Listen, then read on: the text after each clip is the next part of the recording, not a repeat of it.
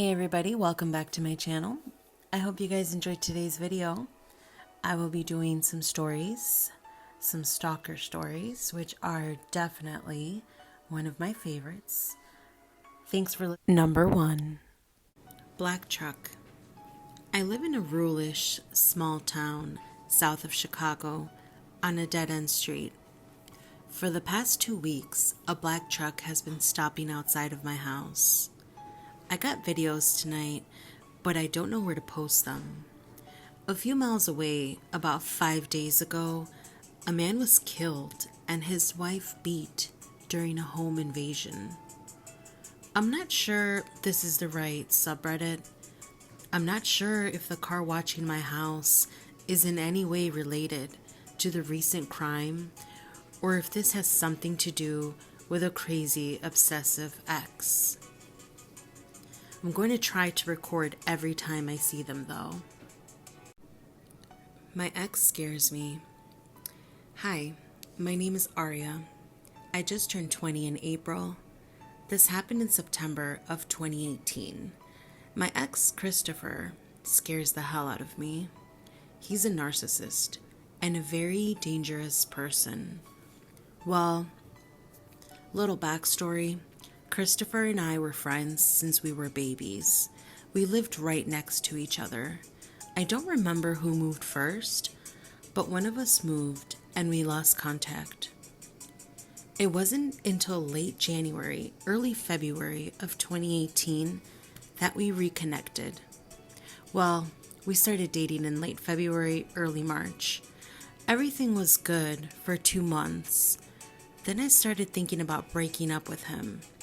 I didn't. My mom moved to where I currently live now.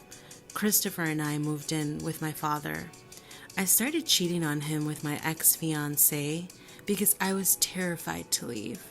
He found out, broke up with me. We got back together the next morning. I'll save the details. I was still cheating on him. Come August, this psycho attempted suicide because I finally grew a pair and left him. We were still talking.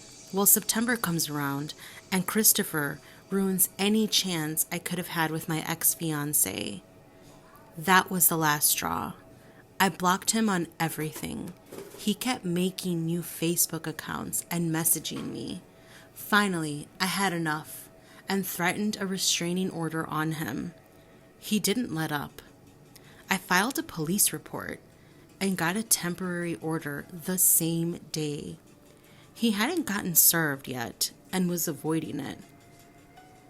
So they had to serve him on the phone. After he was served, he tried to break into my mother's house and tried to kill me. Luckily, I wasn't home and he failed. March of this year comes around and I finally got the letter about the actual order. It's valid until November of 2021. Thank God I'll be married and hopefully out of the state by that time. Pray for me. He's still attempting. Could have been killed. This just happened to me. Not sure if it falls under this category. All I know is that he was following. Also, I'm on mobile and English isn't my first language. I attend a community college, and currently one of my classes is from 6:30 p.m. to 10:20 p.m. My professor sometimes would allow us to leave early. On this particular day, my professor finished classes around 9:45, which is fine, except for the fact that the last bus that takes me home arrives at 10:23 p.m. So I had to wait around half an hour for the bus. Anyway, I was at the bus stop, and after around 17 minutes, I noticed a shadow that resembled a man. I paid it no mind, thinking it was someone who was going to wait for the bus. The shadow then started playing a game of red light, green light. Every 5 minutes, he would move and stop.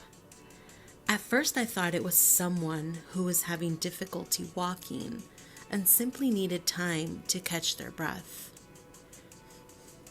That, though, quickly changed when he froze in a jogger-like stance. I panicked when I noticed that he wore a white mask and red stains, black pants, and black sweater.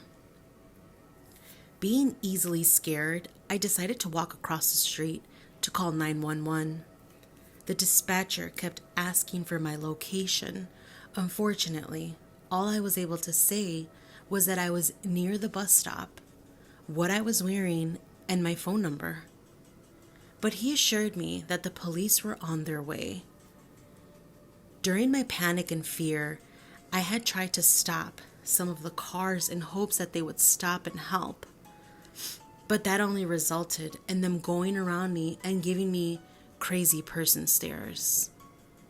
I also think some of them called the cops because when the officer arrived, I overheard him tell the bus driver that a couple of people called reporting a crazy person. I was scared. So when the bus arrived, I immediately dashed onto the bus. I was still with the dispatcher. The dispatcher informed me to tell the bus to stop because I needed to give a description of the guy following me. The bus stopped and the police arrived. I gave him the information and boarded the bus again.